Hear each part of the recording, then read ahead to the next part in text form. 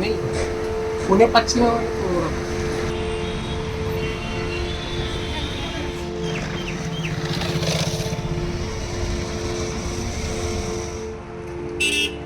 आग लगा हुआ है, सब जल रहा है। খেতে আসতো, মানে খেয়ে দিয়ে চলে যেত, দাঁড়িয়ে চা খেতো, খেয়ে চলে যেত।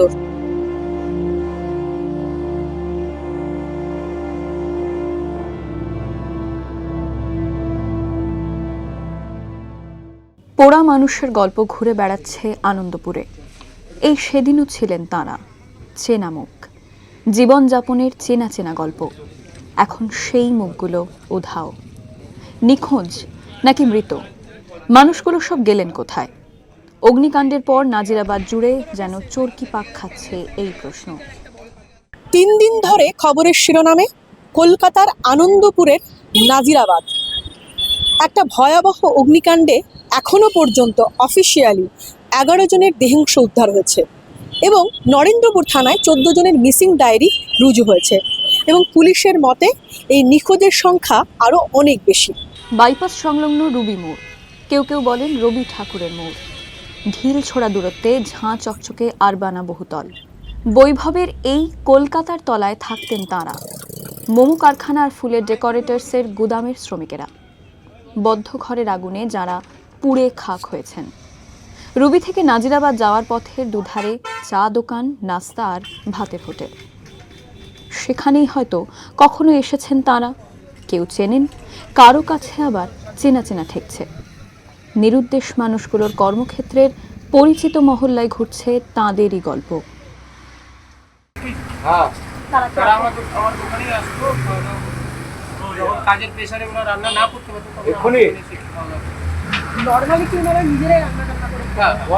নর্মালি ওরা নিজেরাই রান্না করে খেত। যখন কাজের প্রেশারে রান্না না করতে পারতো তখন আপনার সব চেনা মুখ, খোঁজ খবর নিয়েছি।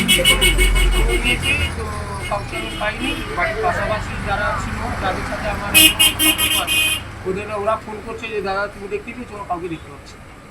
কি ভয় হচ্ছে? নেই, ফোনে পাচ্ছি না। তো ওরা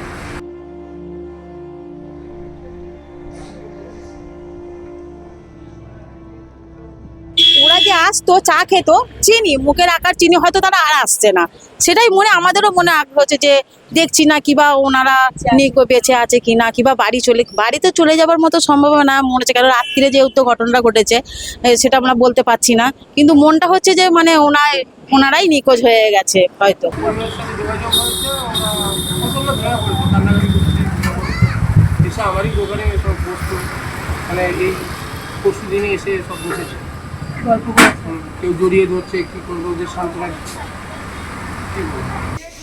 পুলিশ জানাচ্ছে 28 জানুয়ারি বুধবার পর্যন্ত 27 জন নিখোঁজ বলে অভিযোগ জমা পড়েছে। উদ্ধার হয়েছে 19 দগ্ধ দেহাংশ। ডিএনএ টেস্ট না হওয়া পর্যন্ত কারো পরিচয় নিশ্চিত হচ্ছে না। কতদিনে তা জানা যাবে সেই অপেক্ষায় পরিজনেরা। প্রিয়জনেরা এসেছিলেন, আর ফিরবেন না। বিয়ের মরশুমে ফুলের কাজের চাহিদা বেশি। দৈনিক 500 থেকে 800 টাকা মজুরির কাজ। সেই কাজেই জেলা থেকে কলকাতায় পাড়ি দিয়েছিলেন শ্রমিকেরা। এখানেই থাকতেন, অধিকাংশ সময় নিজেরাই রান্নাবান্না করে নিতেন। শ্রমজীবী মানুষের সেই জীবন এখন শুধুই গল্প। ফুলের ডেকোরেটরসের মালিক গঙ্গাধর দাসকে গ্রেফতার করেছে নরেন্দ্রপুর থানা। দমকল এবং পুলিশ দুটি জোড়া মামলা দায়ের করেছেন তার বিরুদ্ধে। স্থানীয় সূত্রে যেটা খবর, যে বহুদিনের ব্যবসা ছিল এই ফুল ডেকোরেটরসের যে মালিক, তিনি নিজেও পূর্ব মেদিনীপুরের বাসিন্দা এবং তার কাছে যারা কাজ করতেন তার সিংহভাগই পূর্ব মেদিনীপুরের বাসিন্দা ছিলেন। উনি কাজ দিয়েছে, উনি মালিক। এবারে নিয়ে এসছে, তো ওনারা কাউকে বলেছে, তার সূত্রে লোক এসছে। আপনার চেনা জানা কতজন প্রায় কাজ করতে? 50-60 জনের বেশি লোক হবে। কতজন হারিয়ে গেলেন? কোথায় গাফিলতি ছিল? কতদিনে প্রিয়জনদের মৃত্যু সংবাদ নিশ্চিত জানবেন পরিবারের মানুষ? প্রশ্ন বিস্তর। উত্তর কবে মিলবে তাও জানা নেই। তবে এলাকার চেনা মানুষেরা যেন জানেনি, চেনা মুখগুলোর সঙ্গে আর দেখা হবে না কোনোদিনই।